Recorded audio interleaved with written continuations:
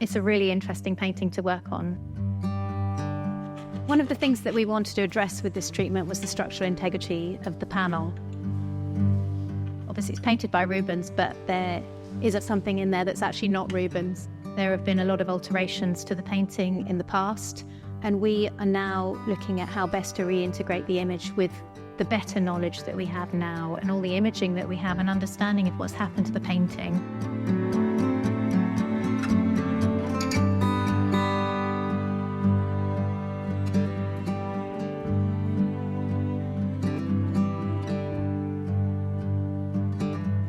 My name is Britta. I'm one of the conservators here at the National Gallery, and this is Rubens' Judgement of Paris. It's a really interesting painting to be working on. It's obviously painted by Rubens, but there have been so many changes over the years. There are so many different things that we can look at when we're spending time with it. This is the Roman version of the Judgement of Paris. This is Paris here. It was prophesied at his birth that he was going to bring ruin to the city of Troy. He was a prince of Troy. And so he was taken from his family and he was supposed to be killed, but he was actually saved and brought up by some shepherds, hence his simple attire and the sheepdog down here. He was chosen by Mercury to come and judge this contest between the three goddesses that we see before us, the prize being the golden apple that Paris has in his hand. And so we've got Minerva here, who is the goddess of wisdom and war, and she's seen by her symbols, the owl, her weapons, and the shield with the Gorgon head, Medusa, on it. We have got Venus here, who has the pearls and the flowers in her hair, and obviously is recognised by her son Cupid in the corner down here. And then we've got Juno, who is the queen of the gods, and she is recognised by her symbol, the peacock here, who is hissing at the sheepdog, probably because she's not being chosen. Paris is actually offering the apple to Venus, who has in turn offered him the love of the most beautiful woman in the world, who was Helen of Sparta. Unfortunately, in Paris then claiming his prize, he has to abduct Helen of Sparta, and that's what sparks the Trojan War in these myths. And this is why we see the Fury Electo hovering in the sky above their heads as a sort of like ominous reminder of what's to happen in the story.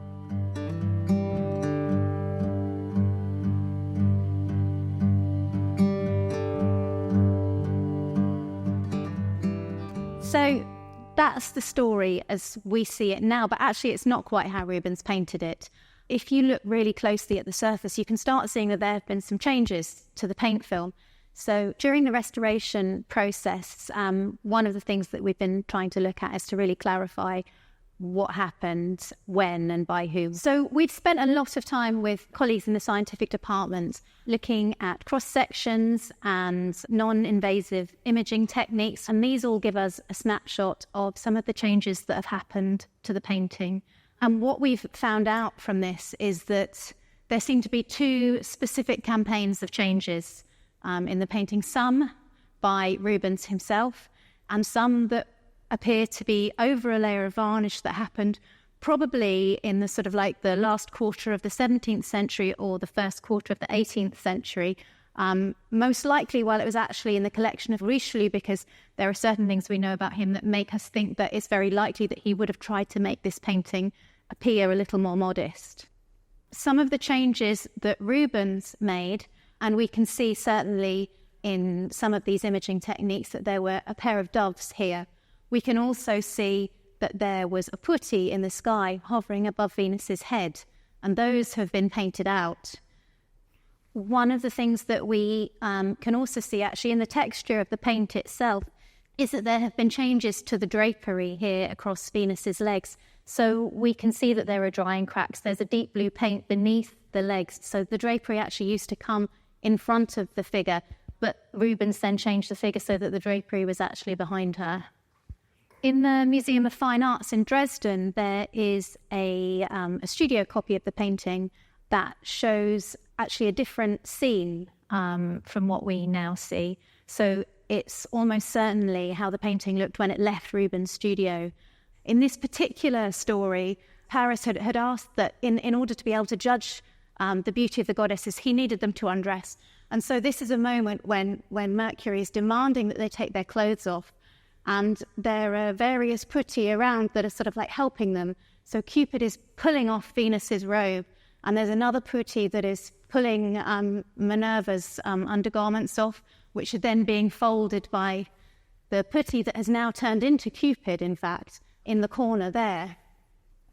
Another one of the alterations was that there were satyrs up in the trees here, concealed in the trees, lustfully looking at the scene, watching the goddesses as they undressed. And the men demanding that the women undress, the satyrs overlooking the scene, would have made it a much more sort of erotic and voyeuristic painting than how it now appears. So it's still a very sort of sensual painting, but it's changed from having those sort of very carnal connotations into something perhaps a little bit more modest, which is probably why those changes were made in the first place. If you look really closely at the surface, you can start seeing that there have been some changes to the paint film. So here, there's a pentiment, and we can see that actually Paris's leg was originally outstretched here, and we can see that his other foot actually was slightly further forward. We can also see here that there are some toes, almost a disembodied legs appearing, and the bottom of a quiver of arrows. So this is actually where Cupid was originally painted. We also have here a very ghostly hand that's tugging at the undergarments of Minerva, trying to disrobe her. There are a lot of very subtle changes. Here, we can see that the drapery has been slightly changed. So Paris's arm actually used to come down here, and it was resting in his lap. And we can see in the texture of the paint that the golden apple actually used to rest in his lap. Now that's really interesting because it means that the moment of the story has actually been changed. So instead of Paris having already decided that Venus has won the contest, he's still pondering who he should choose. It's a different moment.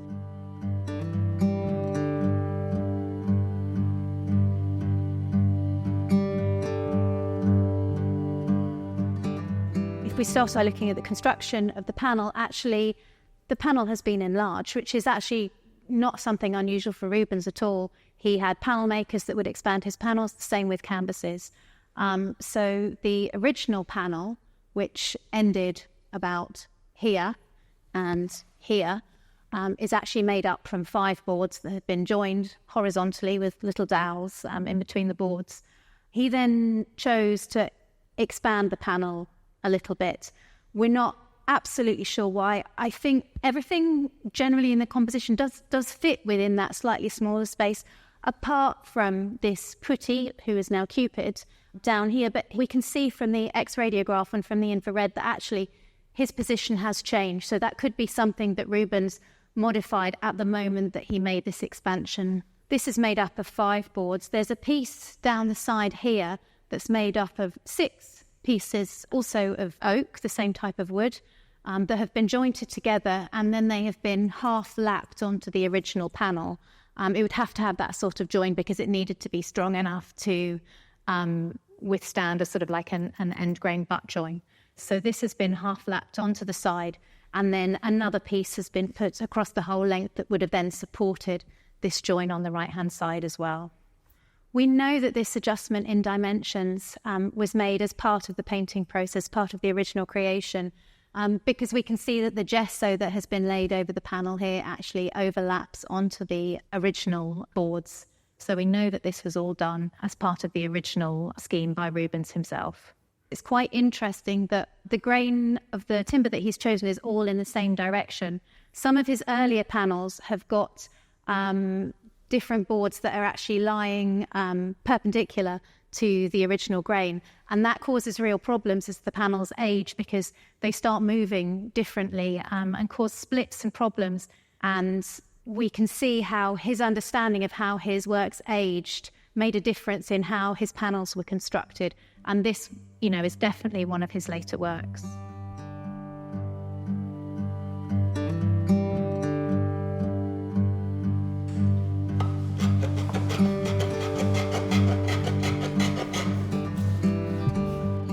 This painting actually follows a very similar provenance as the painting, The Village Fete, which is in the Louvre now, which we know to have been thinned and cradled in 1770 by a celebrated French restorer, Jean-Louis Arquin.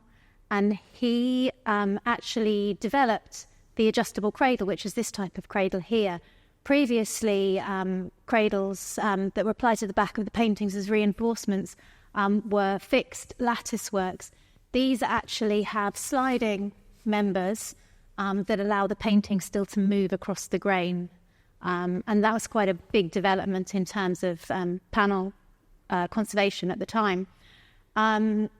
This type of cradle actually is very unlike the ones that we see in the UK. This painting was in the UK by 1792, I think. So we think it's more than likely that this is actually a French cradle that could have been worked on at the same time as the Louvre painting by Haquin or one of his colleagues using this type of cradle. The panel is actually in really good condition for something that was thinned and cradled about 200 years ago. There's nothing really that would have required a whole-scale thinning and cradling treatment. So we think this is actually more than likely to have been put on almost as a preventive measure to keep the panel flat, make sure it could still move. And we're happy that actually there's no damage to the paint film now. There's no flaking or lifting. However, there is a little bit of washboarding that's related to these fixed members here. And that has meant that some of the sliding members have jammed. And so what we have done is actually make sure that the cradle is still functional, make sure that those are released and can still move. And we've done that by thinning these sliding cradle members and pushing them out. And then we've replaced them with pairs of cradle members here. You can see that there's two pieces. And the reason we've done that, this is one of the original cradle members, which you can see is quite stiff, so it didn't really allow for the washboarding or the movement. We've replaced it with a pair of cradle members, which you can see has much more flexibility. So although it still supports the panel in the vertical direction, it does allow a little bit more movement and keeps the cradle functional.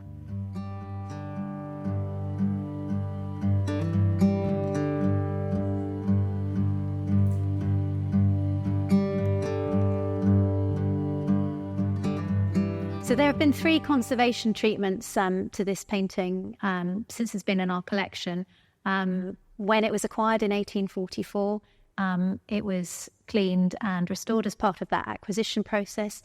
And then almost 100 years later, in 1941, it was cleaned by William Addison Holder. And subsequently, 10 years later, actually there was some re-restoration done by Helmut Rubens. So again, we're sort of now another 80 or so years on, and we're trying to readdress some of those restorations that we feel we can look at now with the information that we have and all the imaging that we have and understanding of what's happened to this painting, and improve on some of those restorations. They didn't have the luxury of the imaging and processes that we have now, and clearly Holder understood that some of the paint on the surface was not Rubens, began cleaning the painting, removing some of these late 17th, early 18th century alterations. So things like this foot have become much more visible. The legs of Cupid, again, have become much more visible. And now what we've done in our restoration treatment, actually in our cleaning, we've taken the painting back to the point that Holder cleaned it to, because his restorations were beginning to discolour. The varnish had become much more yellow. The three-dimensional qualities were beginning to be lost. The darks had become much lighter, and a lot of the lights and the highlights had become darker and more yellowed. So now that we're beginning the restoration stage, we still have some decisions to be made with the curators about what parts of the image we want to allow to remain visible, what we might want to suppress a little. We certainly could never ethically have taken the painting back to when it left Rubens' studio. There's too much history. So we do feel that with the information, the new information that we have from our imaging, and the better understanding of the painting, that we're in a much better position now to reintegrate this image, to tell the story as it is now, while still allowing some of the history of the picture to be visible.